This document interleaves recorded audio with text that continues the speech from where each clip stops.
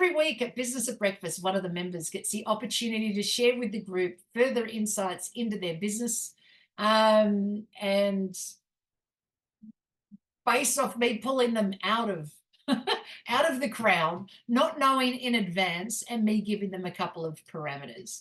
So to speak by. So today we're going to have the wonderful Helen Micallef. She may or may not have been slightly warned to this when I was talking to her early in the week. But anyhow, Helen Micallef has been around with Business at Breakfast for a couple of years now. You were missing last year, but you were around the year before, and it's really fantastic to have you back. And things have changed just slightly. When you first came out, it was the CRM system. Yeah, the Keep Connected CRM. It's not CRM anymore. I've found the differentiation of it. Right. Okay. So there was that, and then you've gone away, you've done a bunch load of things, and then a couple of other things have cropped up. But I mean, ultimately the CRM system was a lot in regards to customer service. So to me, then moving into this customer service, answering the phone type thing is not completely far from where you already were. Anyway, it was all about relating to customers and working with them and easy ways to sort that stuff out. So based off that, here's what I want you to do. I want you to give us an elevator pitch again, like the one that you did before, and then tell us a quick history as to how you came about doing this now in business, and then stop talking so that we can ask you a bunch load of questions. Okay. Well, thank you, Misty. Well, my name is Helen Micallef, and I'm from A1 Customer Connections, and I am a customer service specialist. I help businesses with customer service calls, and the people who use my service don't have time to answer calls or follow up their clients, and they do want to grow their business. How this came about, well, yes, there is the backstory of Keep Connected, but at the end of 2023, I was working for one client, and I kept thinking, how can I do what I'm doing for that client on a larger scale? And I started looking at it, and early in 2024, I did a bit of research on it. I did some surveys with business owners, asking questions about customer service.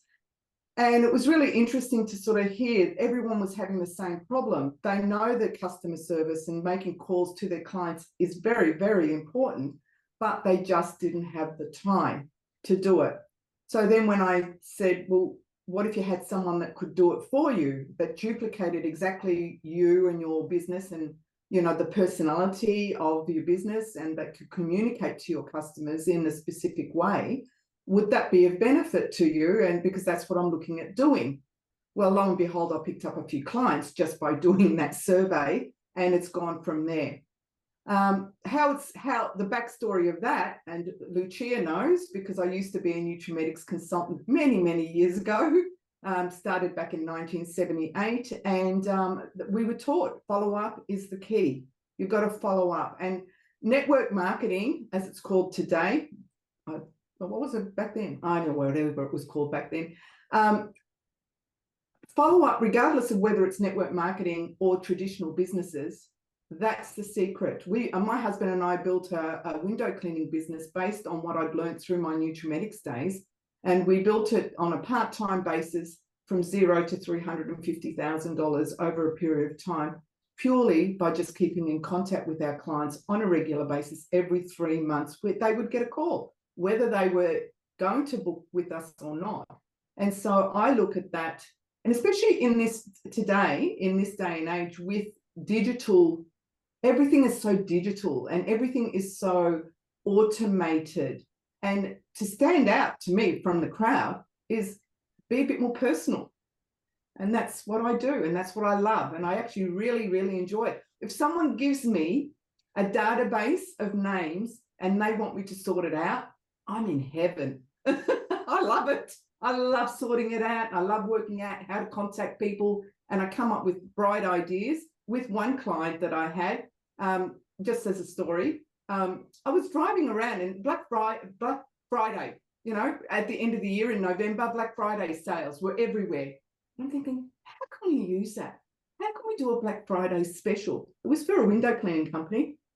So I rang them up and I said, we should do a Black Friday special. And he says, what do you mean? I said, well, to give them a 10% discount if they book now for January, because that's a quiet month. And he says, oh, sounds good. Well, guess what? January was fully booked. It was brilliant, and I loved it. So I love coming up with ideas. Anyway, that's it. I'm not saying anymore. No, that's fine. Just tell me, I've worked it out. It's either Team Tom or Team Marvel. It's one or the other. Which side does Helen sit on? Team Tom or Team Marvel in regards to what she does? Say Team Tom. Yes, I would say so too, because you manually do it. Yeah, as in you physically talk to people versus the automated side, which is Team Marvel that automates. However, in saying that, I do like the AI side of it. Oh, I'm not saying there's anything wrong with the CGI and Marvel. Just saying that, like, if you get stuck for words, right, as you were saying to me, if you get stuck for words, like if you put in enough information into AI and ask it for a script, right, it will come up with a script, whether it's really you or how you would say it, but at least it gives you something as a guide, and then you can go, yeah, I like it, but I think I might change it and make it as a guide. Yes, nice one. As a guide. And while we networkers, we know this, as a guide. It's amazing how many people, but I find that they're not networkers, how many people don't know it's as a guide. But yes, learning to speak to people personally is so very important. I've noticed that that is something that's harder and harder to teach to children, not because they have media, but because we don't have the same situation that we used to have before. Back in the day, I still remember the phone number of our very first phone number. Back in the day, our, we got phones in the house and everybody ran to grab the phone. I'll get it. All the kids are, and you would run to get the phone and would fight over it. And you learned to say, hello, this is Misty. Hello, this is, and that's how you would answer the phone. But today, children don't even know that phones traditionally go to your ear. And so they don't know much more than just walking around talking like this, doing what they like, and then speaking however they feel like, because there's something personal about it. I found when we moved to Chinchilla, kids knock on the door here because all the kids play on the street. They knock on the door. Can Jack and Noah come out to play? Does Simon, can we borrow the pump to pump up the tires on our bike from Simon? And they knock on the door. And while they're pleasant on the other side of the door, I'd say to my kids, I even say now 3 years later, right? Could you answer the door? Someone's at the door. And they just open the door and go, yeah, what? Okay, that's not how we answer the door. And they think that, what does it matter? But you're right, it bleeds into everything else. If that's how you talk to people, then that's how you talk to people, and it's going to become a problem much later in life as well. But we don't sort of have the initial training that used to be there anymore. Adults don't tend to talk to their neighbours. So if we don't out talking to neighbours, then how are children going to find out how to do this? And it's going to bleed into trouble later on down the track. So who has some questions for Helen in regards to the work that she does, the customer service work? Yep, Kathy. Great job, Helen. And it was wonderful to hear from you, because I do remember when you were talking about your CRM system. Typically, what is the turnaround time for you to actually analyze / rework someone's database? What does that time frame look like? Well, it really depends on the actual size of the database, but I'd say within a week or two we could have the database up and running in terms of what the person actually wants to communicate. The idea is getting as much information from the actual client themselves. What's the objective behind it? Are we going to be contacting their current clients? Are we going to be contacting people that have sort of haven't been around or purchasing for a while? And then what sort of communication would they want?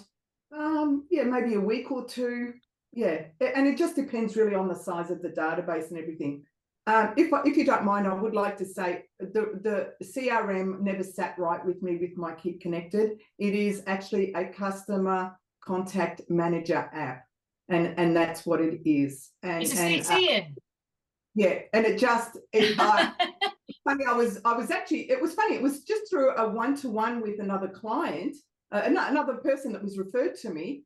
And I was saying, I've never felt right about it. And I was talking to him and he said, well, what is it? And I told him what it was and I told him what it does.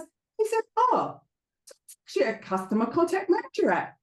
And it was like light bulbs and flashing lights and everything just went off in my head. And I went, oh my God, that's what it is. So that's what it is. Anyway.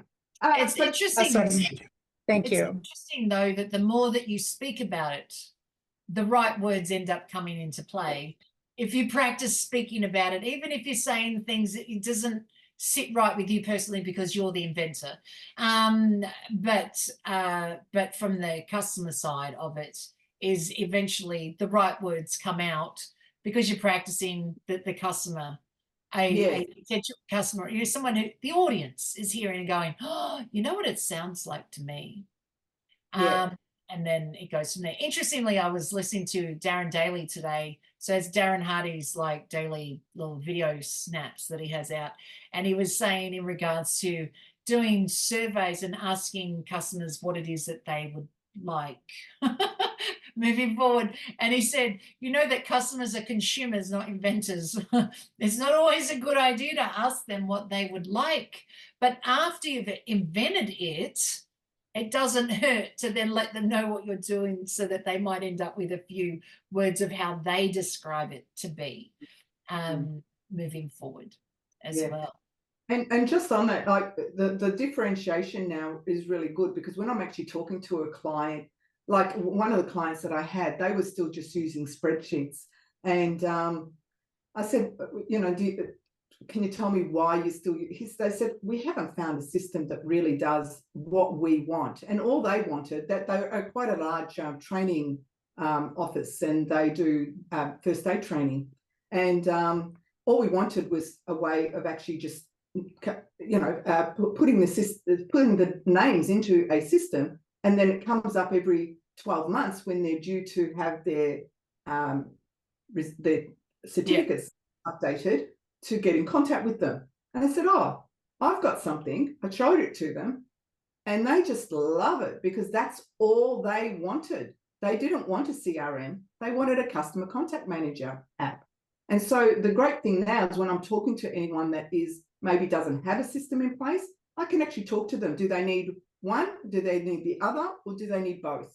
Okay, because there are a lot of CRMs out there that don't give you that. They're not really that good in the customer contact manager side of things. And I know that from now having used many different CRMs. So, but that's the aside, that's sort of how this led into, because also the other thing too, from my subscribers, they weren't necessarily using the system. Why? Because they didn't have the time to do the follow-up. And so it really does tie in very well together, the two. Yeah.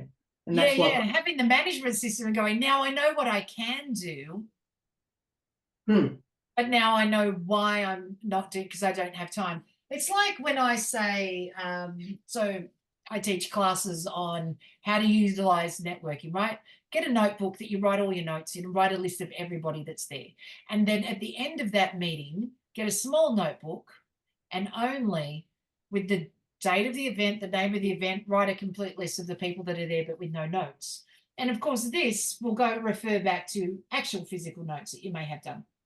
In regards to this, I said, now do this for a little while. And if you turn around and say, I don't have many customers, they're all sitting there, right? You don't know what you've got. And then the question becomes now, if they're all sitting there, now what am I supposed to do? Or I don't have time to get to them, which ultimately has become you. I do it in a manual format, but you've got it in the, once you've got it filled in and you can see the big list, it's like, now what's going to stop me? Oh, the time maybe, or I don't know what I'm supposed to say to the people. So I don't know what that is. But of course, that's the conversation with you to end Yes. up having that conversation. I can see that the customer contact management being the beginning stages to end up, it's sort of an easy way for us to be able to direct people towards you for customer service would be that customer contact management app. Out of curiosity, how much is the customer contact management app? It starts at $22 per month.